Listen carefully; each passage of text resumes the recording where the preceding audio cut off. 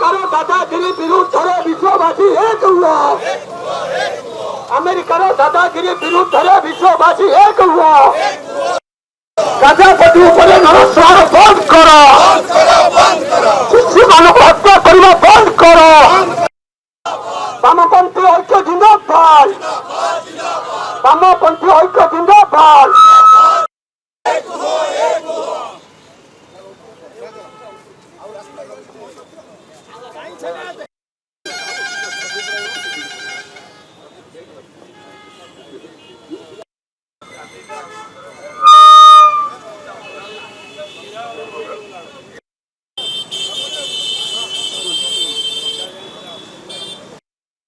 प्रथम कथा हूँ इस्राएल दीर्घ दिन धरी पालेस्टाइन गाजा उपरे जो नरसंहार चलती एवं नरसंहार परिणति होची पाखापाखि 50 ରୁ 55 हजार लोक शिशु महिला जो मैंने मृत्युवरण करछंती एवं सेमाने जतले आश्रय स्थल को जाउछंती से आश्रय स्थल को मतलब ध्वंस कर जाउची इस्राएल ध्वंस करुची एवं भारत वर्ष सरकार जत अतीत स्वाधीन वैदेशिक नीति अवलंबन करुला बेले अतीत पालेस्टाइन सपक्ष में छिड़ा होता मोदी आसला इस्राएल को संतुष्ट करने कि सी आज उठे आनी प्रत्याहार करछंती विरत रही जातिसंघर परिषद बैठक में याठू दुर्भाग्य किसी ना तेणु ये अमानवीय घटना को आम कम्युनिस्ट पार्टी पक्षर वामपंथी दल मान पक्षर निंदा करुचु एवं दाबी करुचु तुरंत गाजारे नरसंहार बंद करी शांति प्रतिष्ठा हो एवं भारत वर्ष सरकार छिड़ा हुंतु पालेस्टाइन सपक्ष में छिड़ा हुंतु एवं स्वाधीन राष्ट्र भाव घोषणा करने की कार्यक्रम ग्रहण करंतु ये हूँ वामपंथी दल मानकर दाबी। आज CPI CPIM liberation all India forward block एवं आरएसपी तरफ तमाम भारत वर्ष रे प्रतिवाद अभियान आरंभ होई संहति अभियान आरंभ होई पालेस्टाइन प्रति गाजा प्रति आज की 20 मास है इस्राएल अमेरिकार साहाय्य सहयोग रे तार अर्थ रे तार धन रे तार अस्त्र रे गाजा को ध्वंस आड़ को नहीं गलानी 55,000 ऊर्ध्व लोक को मारी सारा महिला शिशु अधिकांश मरीचंती एवं लक्षाधिक लोक आहत लक्ष लक्ष लोक विस्थापित हो सारे गाजा को ध्वंस स्तूप परिणत कर आम पार्टी सीपीआईएम समेत वामपंथी दल माने या कठोर भाव में निंदा कर 20 मास धरी ये युद्ध चलवा सहित नरसंहार चलवा सहित सेठारे पानी बंद होती खाद्य बंद होती एक मानवीय संकट से मानवीय संकट बातिल होगा दरकार ताकू तुरंत गाजा भितर प्रवेश करने समस्त शक्ति प्रयोग करने दरकार विश्व समुदाय एवं भारतवर्षर सरकार मोदी पर्यंत युक्तराष्ट्र अमेरिका सांगे ये कथा कही नथिले इस्राएल सहित नथिले आज किंतु इस्राएल सहित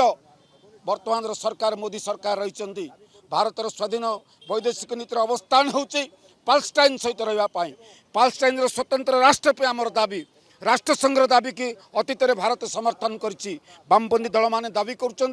अविलंबे भारत सरकार पालेस्टाइन सपक्ष में निजर अवस्थान बदलाऊ इस्राएल को साहाय्य बंद करो एवं राष्ट्रसंघ रे सी पालेस्टाइन सपक्ष में कथा कहू तमाम विश्ववासी विश्व शांति प्रतिष्ठा पाई इस्राएल अमेरिकार जो मधुचंद्रिका ताको बंद करने गाजावासी की एवं ईरानवासी की रक्षा करने आगे आसतु ये हूँ सीपीआईएम एवं वामपंथी दल मानकर निवेदन। समग्र भारत वर्ष रे 5टी वामपंथी दल CPI CPIM CPIM liberation all India forward block RSP समग्र भारत वर्ष रे आज सर्वभारतीय दिवस पालन करा होछि। ये पालन कर उद्देश्य होछि इस्राएल को गुंडा करी समग्र पृथ्वी रे युद्ध विभीषिका रचुची अमेरिका अमेरिका धमक दौची ईरान को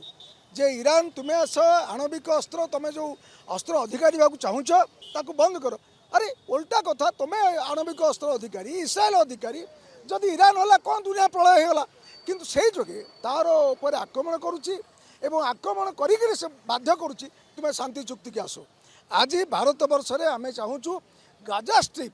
जे पालेस्टाइन कंश विशेष से युद्ध चली 20 मास धरी युद्ध कौटी है युद्ध गोटे नियम अच्छी जे छुआ आक्रमण हेनी स्कूल हेनी डाक्तखाना हेनी जो जहाँ शिविर अच्छी जो मैंने शरणार्थी अच्छे हेनी जो खाद्य पदार्थ दिया हेनी किंतु आश्चर्यर कथा आंतर्जातिक जल सीमार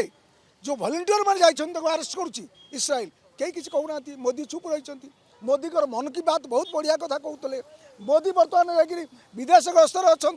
किंतु पदे कहूना आज आम तमाम भारत वर्ष में आंदोलन करुँ आम चाप सृष्टि कर इस्राएल उपर अमेरिका उपर जे युद्ध बंद कर शांति प्रतिष्ठा कर एवं जातिसंघ जो आस गोटे निरापत्ता परिषद बैठक हो बैठक में आश्चर्यजनक भाव में आबसेंट करुच्ची बैठक को जाऊ नहीं अर्थ कौन अर्थ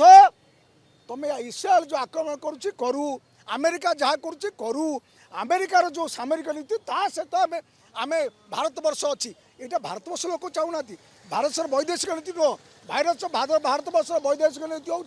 गोष्ठी निरपेक्ष आम कौ गोष्ठी रखू ना तेणु आज ये जो आम आंदोलन करुचु ये आम डिमांड करुचु जे युद्ध बंद कर शांति प्रतिष्ठा कर।